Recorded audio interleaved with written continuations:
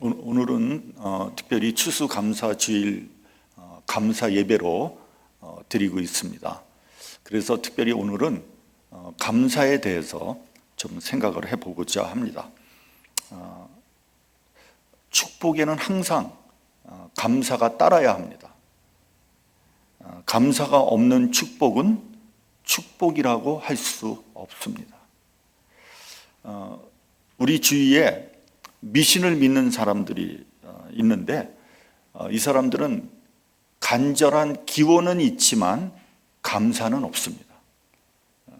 여러분 무당이 감사하는 거 봤어요? 감사하지 않습니다. 달라고만 하지 감사하지 않는단 말이에요. 그러므로 참 신앙은 반드시 감사하는 마음이 뒤따라야 하는 거예요. 그래서 기독교를 감사의 종교다 이렇게 얘기를 합니다.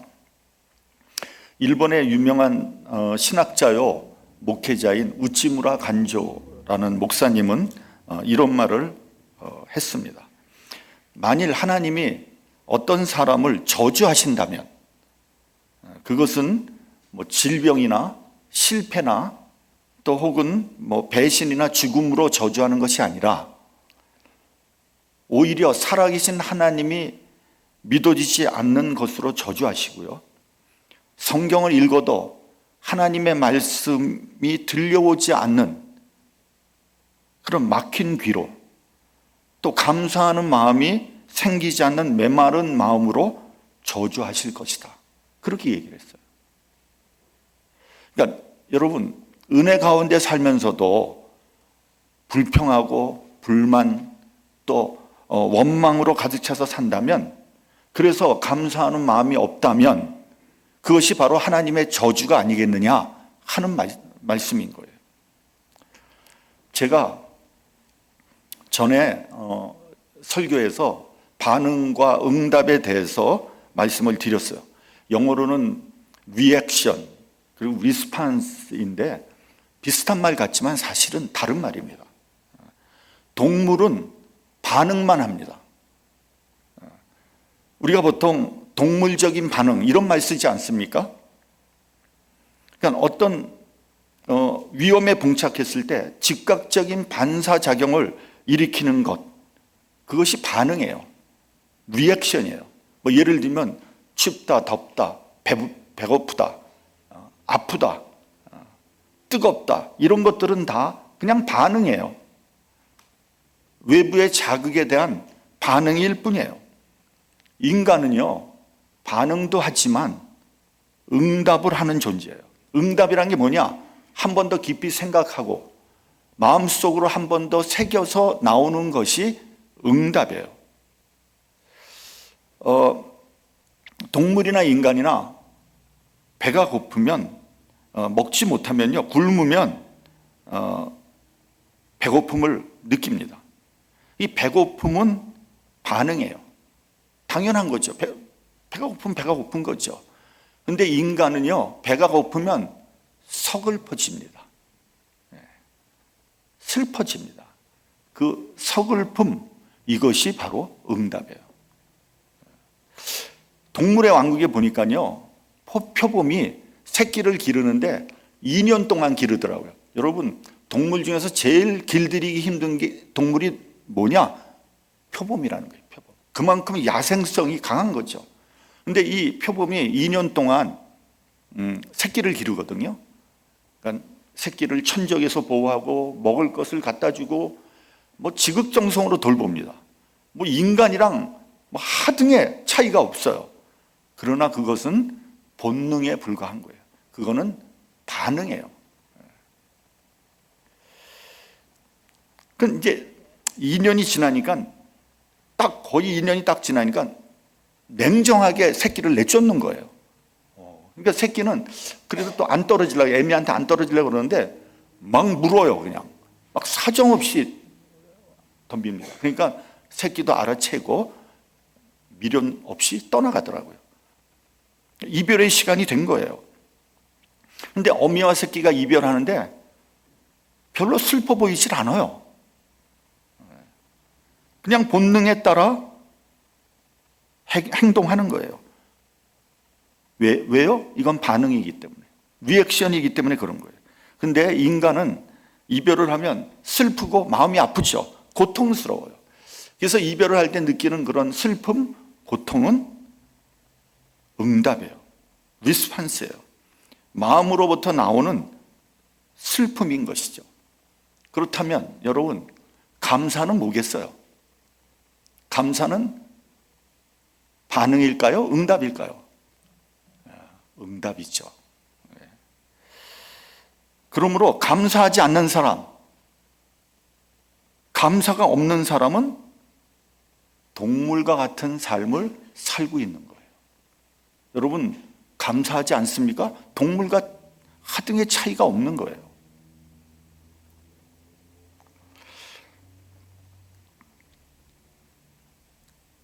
우리가 신앙생활 하면서 아프면 불평하고 나으면 감사하고 또 아프면 불평하고 나으면 감사한다면 그것은 단순히 반응일 뿐이에요.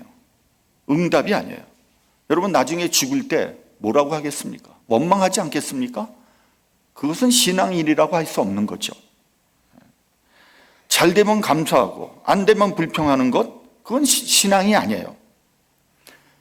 신앙이라는 것은요, 어려울 때 오히려 감사하고 잘 나갈 때 오히려 겸손한 것, 이게 신앙인의 자세예요.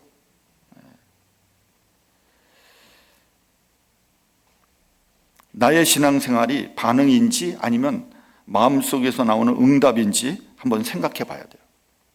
나는 어떤 신앙을 가졌나? 그냥 반응하는 신앙인가? 아니면 응답하는 신앙인가? 본문에 다니엘이라는 사람이 나옵니다.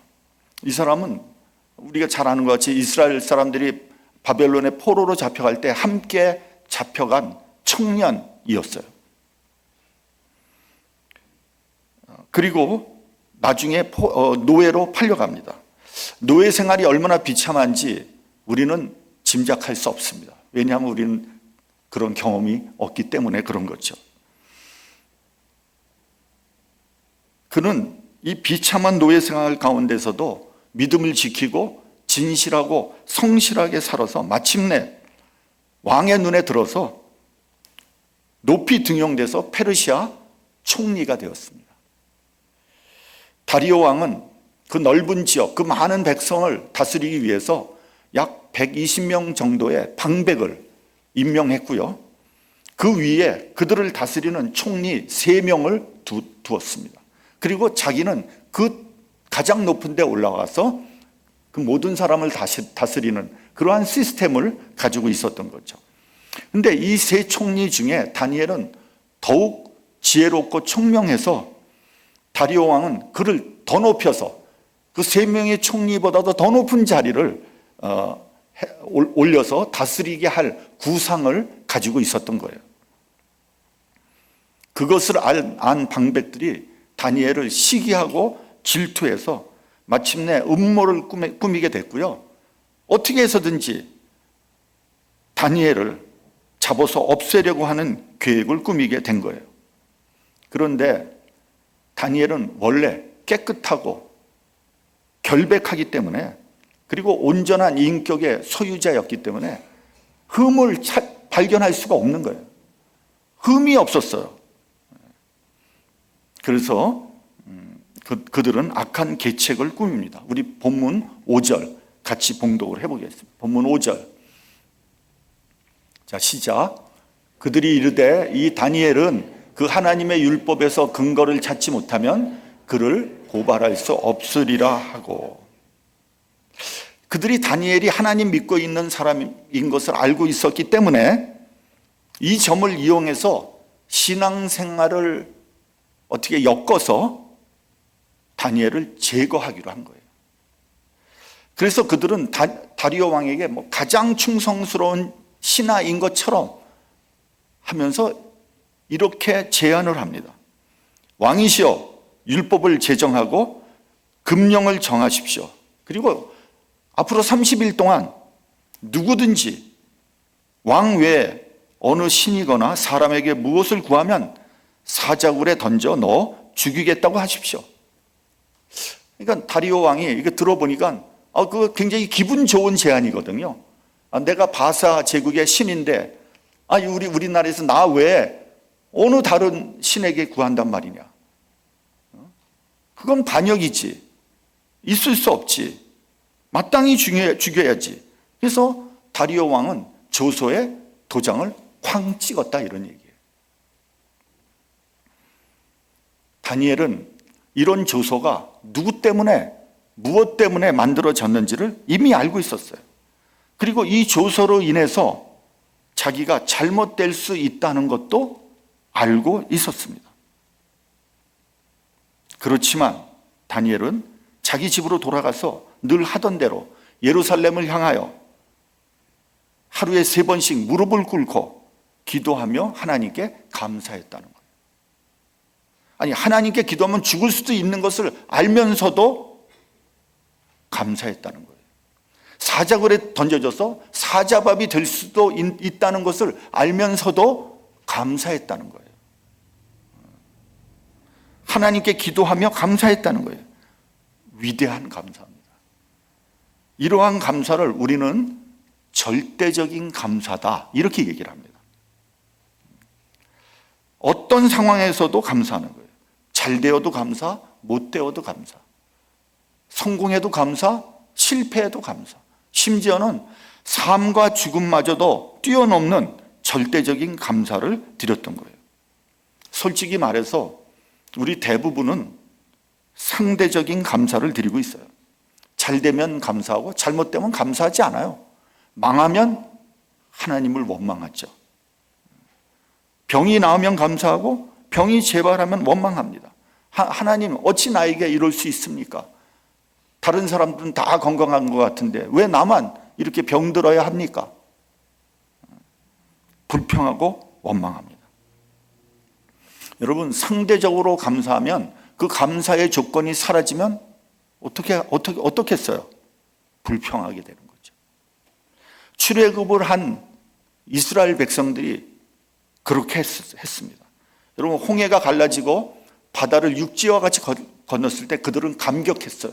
그리고 하나님께 찬양하며 감사했거든요. 그러나 불과 2주가 되지 않고 먹을 것이 없고 마실 물이 없으니까 불평하기 시작했어요. 애굽으로 돌아가자. 애굽에 있을 때가 좋았다. 하나님께서 광야에서 만나를 내려주셨을 때 이스라엘 백성들은 너무 감사했어요. 하나님을 찬양했어요. 그래서 뭐라 그랬냐면 꿀 섞은 과자 맛이다. 너무 맛있다. 그러다가 매일 만나를 먹다 보니까 지겹거든요. 그러니까 뭐라 그랬습니까? 이 박한 식물을 언제까지 먹어야 되냐? 불평했어요. 광야에서 마실 물이 없으니까 회중들이 모여서 모세와 아론에게 공격했어요. 너희가 어찌하여 우리를 광야로 인도하여 내어서 여기서 다 죽게 하느냐? 이렇게 하면서 돌을 들어서 칠 것 같이 덤벼들었어요. 모세는 분노했습니다. 모세가 말합니다.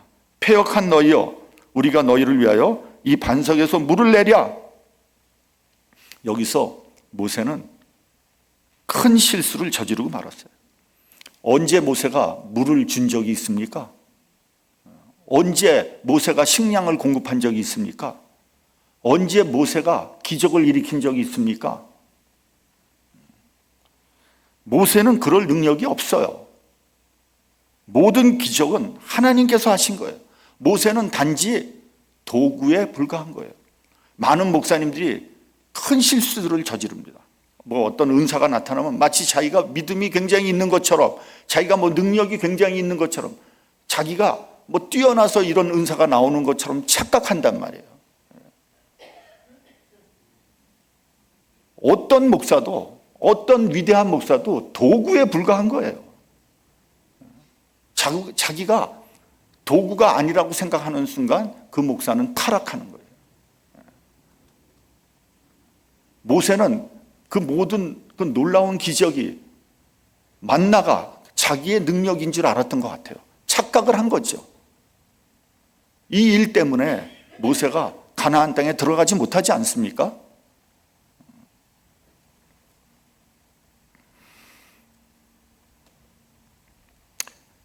어떻습니까, 여러분? 우리는 상대적인 감사를 하고 있습니까? 아니면 절대적인 감사를 하고 있습니까? 하기야 뭐 상대적인 감사도 안 하는 사람이 있으니까 은혜를 배신으로 갚는 사람도 있습니다. 파렴치한 인간이죠. 오늘은 추수감사주일입니다. 주일 예배입니다. 저는 이 아메리카 대륙에서 백인들이 저지른 잘못에 대해서 대단히 비판적으로 보는 사람 가운데 하나입니다. 그 가장 대표적인 것이 아메리카 인디언의 학살입니다. 아메리카 대륙의 원주민 인디안들 대부분이 다 학살당했어요. 지금 그들은 어디에 있는 겁니까? 조금 남은 후손들은 숨어 살다시피 합니다. 나타나지도 않습니다. 거의 멸종되다시피 했어요. 불쌍한 사람들이죠. 미국 대륙을 이 자동차로 이렇게 운전해서 가다 보면 탄식이 나옵니다. 이 비옥하고 광활한 대지, 이 원주민이었던 인디안들은 다 어디로 갔단 말이냐. 이 풍요로운 땅을 다 잃어버리고 도대체 어디에 있단 말인가. 두 번째는 흑인입니다. 수백 년 동안 노예로 잡혀와서 혹독한 고난과 노동과 착취를 당하지 않았습니까? 짐승과 같은 취급을 받지 않았습니까? 이건 부인할 수 없는 사실이에요. 지금도 흑인들의 대부분이 빈민층을 이루고 있습니다. 시카고는 백인과 흑인이 이렇게 분리되어서 살아가는 대표적인 도시입니다. 흑인들이 모여 사는 저 남부 지역에 가면 지금도 분위기 살벌합니다. 대낮에도 살인사건이 일어나는 우범 지역이에요. 과거보다는 많이 나아졌다고는 하지만 지금도 범죄율이 매우 높습니다. 이렇게 된 데에는 흑인들에게 그 기회가 원천적으로 봉쇄되어 있기 때문에 그런 거예요. 그거는 우리 동양인도 마찬가지 아닙니까? 제가 얼마 전에 뉴스를 봤는데 트럼프 정부가 난민을 받는데 난민 TO가 있잖아요. 한 해에 얼마. 근데 난민 TO를 7,500명으로 정했다는 거예요. 근데 그 7,500명이 다 어느 나라 사람인지 아십니까? 남아공 출신의 백인만 받겠다 그랬어요.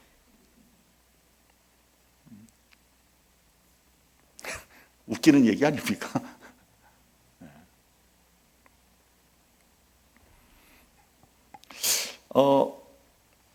백인들이 인디언과 흑인들에게 못할 짓을 많이 했습니다.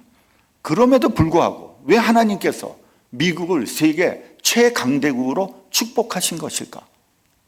왜? 도대체? 저는 청교도의 신앙 때문이라고 생각해요. 그들은 신앙을 찾아서 모든 것을 포기하고 신대륙으로 왔습니다. 그러나 그들을 기다리고 있었던 것은 질병과 혹독한 환경이었어요. 추위와 굶주림에 시달렸어요. 그럼에도 불구하고 그들은 하나님께 예배 드렸고 감사했어요. 교회부터 지었다는 거예요. 추수한 첫 열매를 하나님께 봉헌했습니다. 이것이 추수감사 주일 예배의 유래 아닙니까? 그러니까 그들은 절대적인 감사를 드렸던 거죠. 그야말로 삶과 죽음을 초월한 감사를 드린 거예요. 그들의 신앙을 보시고 지금까지 하나님께서 미국을 축복하셨다. 저는 이렇게 생각을 합니다. 지금도 미국의 그 기본적인 정신세계에서는요, 청교도의 신앙이 그 밑바닥에 면면이 흐르고 있단 말이에요. 그러니까 다니엘은 절대적인 감사를 하나님 앞에 드렸다는 거예요. 두 번째는 다니엘은 기도하면서 감사했어요. 기도가 감사로 이어지는 거예요. 여러분, 지금 다니엘이 감사할 상황입니까?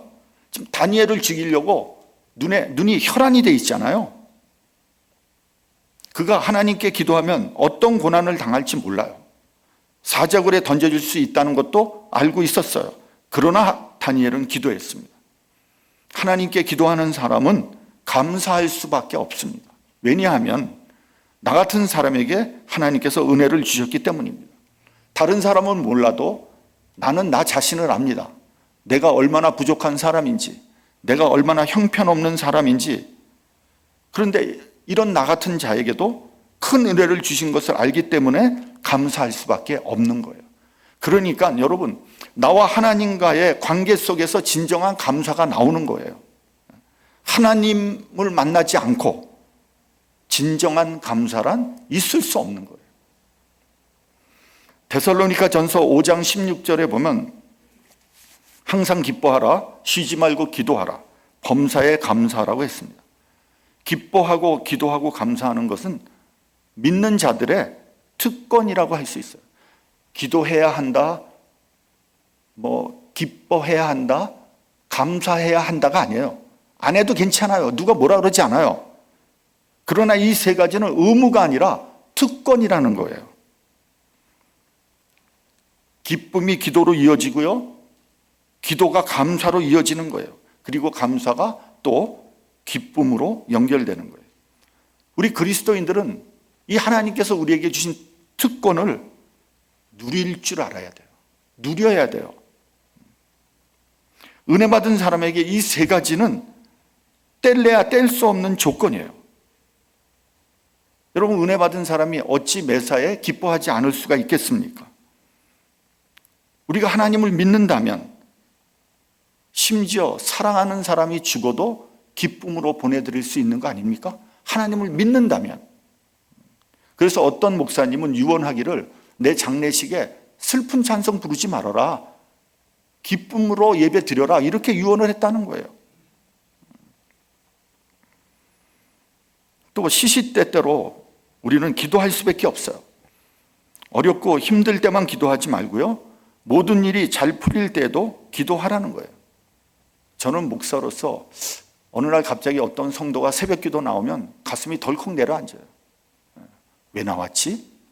무슨 문제 있나? 걱정이 돼요. 하기야 무슨 일이 있어도 기도 안 하는 사람이 있으니까 그보다 낫기는 낫겠죠. 근데 여러분, 꼭 무슨 일이 있어야지만 기도하는 겁니까? 평소부터 기도를 쌓아놔야 되지 않겠습니까? 그래야지 하나님께서 내 기도 응답해 주시지 않겠습니까? 그리고 범사에 감사하라 그랬어요. 범사라 그랬어요. 그러니까 모든 상황에서 감사라는 의미예요. 여러분, 이거 알아야 됩니다. 감사가 더 큰 감사를 불러온다는 거예요. 여러분 생각해 보세요. 어떤 사람이 내가 이렇게 어떤 일을 해줬는데 어떤 사람이 나한테 정말 감사해. 그러면 어떤 마음이 들겠어요, 여러분? 그 사람에게 더 잘해주고 싶지 않겠어요? 더 좋은 것을 주고 싶지 않겠어요? 하나님도 똑같지 않겠어요? 그렇죠? 하나님이 우리에게 복을 내렸는데 감사 하나도 안 해. 주고 싶겠어요? 여러분? 있는 것도 뺏지 않겠어요? 그러시진 않겠지만. 세 번째는요, 진정한 가치를 선택한 감사예요. 말이 조금 좀 어렵지만, 그러니까 더 큰 가치를 선택한 것에 대한 감사예요. 그러니까 하나님을 믿는 신앙의 가치가 너무 중요하기 때문에 설사 죽음을 당한다고 해도 감사하는 거예요. 이게 뭐냐? 순교적인 신앙을 말하는 거예요. 여러분, 일제시대 때 신사참배에 대해서 여러분 너무 잘 아실 거예요.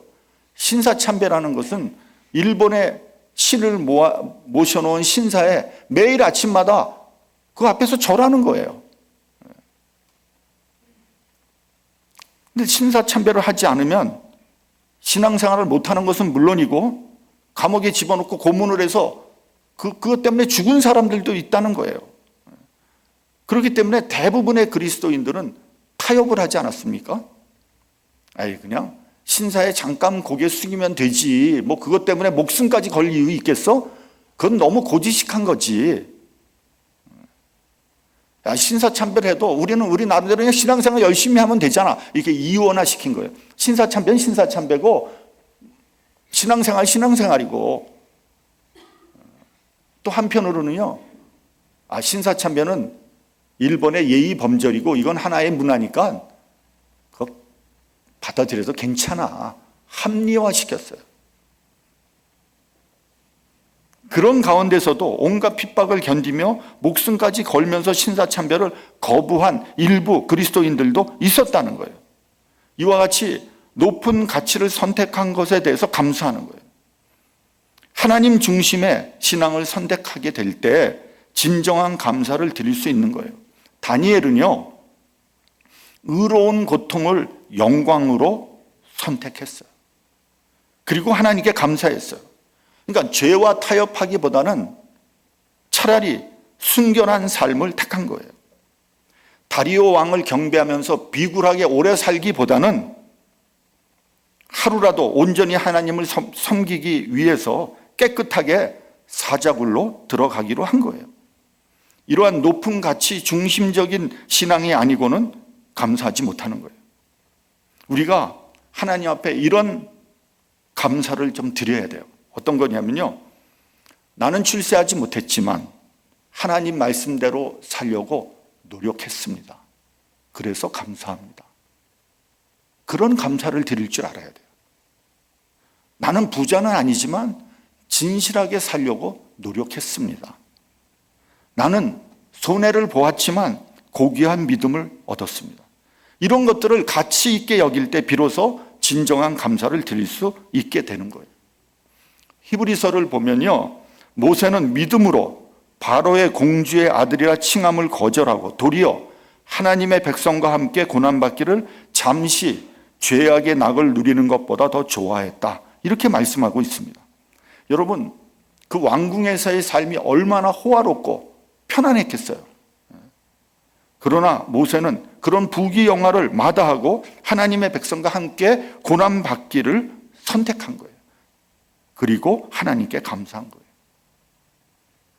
우리 본문 10절을 같이 봉독을 하겠습니다. 본문 10절. 자, 시작. 다니엘이 이 조서에 왕의 도장이 찍힌 것을 알고도 자기 집에 돌아가서는 윗방에 올라가 예루살렘으로 향한 창문을 열고 전에 하던 대로 하루 3번씩 무릎을 꿇고 기도하며 그의 하나님께 감사하였더라.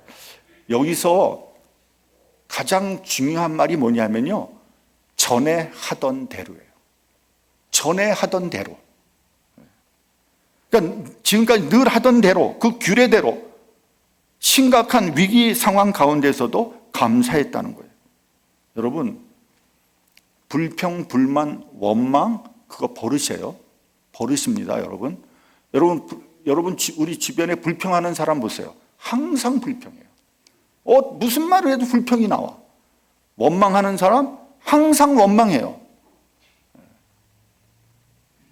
어떤 사람은요, 이 사람도 잘못됐고 저 사람도 잘못됐고 저 사람도 좋지 않고 하여튼 좋은 사람이 하나도 없어.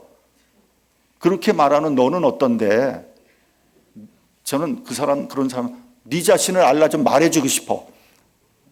시험에 들까 봐 말을 못해서 그렇지. 여러분, 그거 고쳐야 합니다. 그거 반드시 고쳐야 합니다. 시편 141편 3절을 보면 여호와여 내 입에 파수꾼을 세우시고 내 입술의 문을 지키소서. 이거 고치지 않으면요, 신앙생활 실패합니다. 왜냐하면 하나님이 그런 사람 쓰지 않기 때문에 그런 거예요. 감사도 생활화되어야 합니다. 체질화되어야 돼요. 조그만 일에도 감사하십시오. 항상 감사하십시오. 그러면 여러분은 더 큰 감사를 드리게 될 거예요. 다니엘은 운명을 하나님께 맡겼어요. 과거에 주신 은혜도 감사하고요, 지금 하나님의 인도도 감사하고요. 앞으로 올 미래도 감사했어요. 죽는다고 해도 감사드렸어요. 어차피 죽을 텐데 하나님의 이름으로 하나님 사역을 하다 죽으면 영광 아니겠어요?